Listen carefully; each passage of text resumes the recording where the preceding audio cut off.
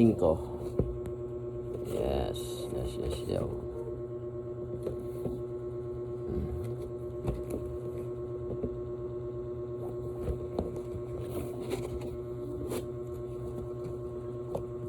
So meron tayong biniling Inco dahil dati meron akong impact range na mumurahin. Yung brand is Makita pero class A lang siya or peke ganun. Pero matagal ko rin siya nagamit. So bumigay na siya kaya napaisip ako bumili ng bagong impact range na brand ay Inco katulad nito.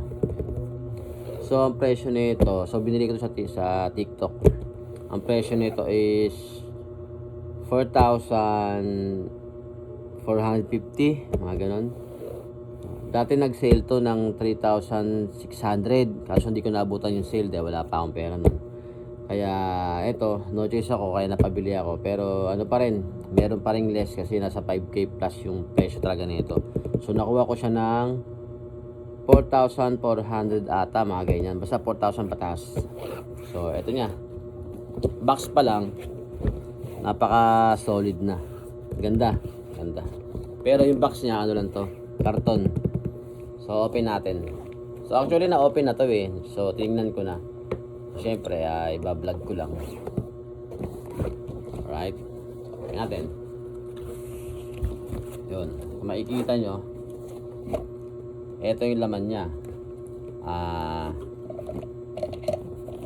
Charger. Ayan. Charger. Tapos battery. So yung battery nito ay 2 amperes lang. Pero solid pa rin. Na-check ko na rin to. Pwede ko pa na-testing gamitin. Dalawa battery niyan. Tapos itong manual, syempre di mawawala sa loob ng box yan. Tapos itong drill bits. Screwdriver bits pala. Yan, screwdriver bits. Marami siya. 1, 2, 3, 4, 5, 6, 7, 8. 10 pieces. Yan, na iba-ibang sizes ng ano yan, ng screwdriver bits. Yan. Ganda. Solid to. Tapos itong ano niya, ito. Yung nilalagay dito para maggamitan ng masuksukan ng screw. Yan. Siyempre, hindi mawawala itong lamp. Yan, lakas oh. Ganda. Magnet to boss ha. Ito may magnet sa ilalim. Kaya pwede mo siyang ipatay yung ganyan or isabit. Yan. Tapos, ito. Kasama siyang ayan oh. Socket. Impact socket. Yan.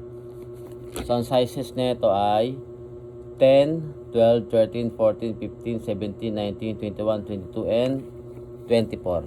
Yan. Okay. Tapos, ito. Yung cable ng ito. Charger din kasi ito yun. Tina-charge din kasi ito. Yan. Siyempre, pinakahuli ay ito na. Wait na.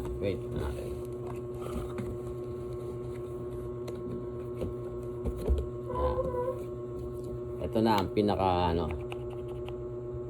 So sa texture niya ay maganda, hindi katulad ng ginamit kong medyo mas mabigat to sa ginamit ko. Medyo maliit lang siya pero maganda yung niya. Ayun Ganda, di mo hindi halatang iba, malalaman mo. Hawak mo pa lang malalaman mo na parang mumurahin. Ito to. Napaka solid. Ayun ganda diba? So magte-testing tayo ng isa. Ito. Yan. So itong nakasulat kasi dito. Ito 1 battery. Ibig sabihin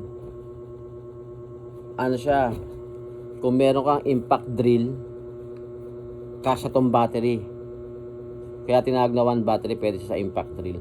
Ngayon, eto napapalitan naman to. Pwede mong palitan ng 20 volts pero sa amperes niya. Kasi ito kasi 2.6, 2.0 lang yung amperes niya. Ngayon, pwede mong palitan ng 6.0, 7.0, pero mas mahal na yun. Kung ba ibig sabihin, ito 2.1, ay 2.0, yung 2.7 o 6 point, ano, mas mataba siya. So, ibig sabihin, mas marami yung dagdag ng capacity ng battery niya. So, yun lang yun. Pero ito lang yung pre na kasama. Pero ito, nagkakalaga na 900 pesos. 950 sa Shopee. Pero pag bibili ka ng 6.0, ang presyo nun is nasa 1.6. Pataas ng pataas. Yun. The more na tumataba siya, kumakapal yung ano niya, the more na mas mahal. Yun. So, testing natin. Yun. Katulad nito, ito. Bale, dito makikita, ito nakasulat, ito na yan. Dito makikita kung lobat na siya. Katulad yan, 3 yung ano niya, 3 yung sabihin, full charge siya. Okay? So, ito, check natin, testing natin. Yan, ayan. Bali yung karaniwang ng iba, ang ilaw dito. Ito naman dito sa taas. Kumbaga doon siya nakatutok. Para nakikita mo. Ayan. Pwede siyang hinaan. Yan, lakasan. Pangalawa, pwede lakasan ng tatlong. Pwede pinakamalakas. Yan.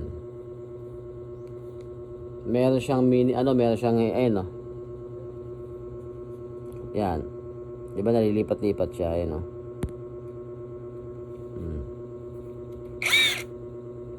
Yan.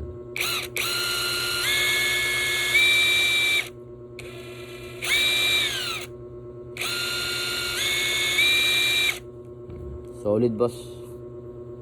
Yun. Ito lang, nireview ko lang ang Inco. Yan.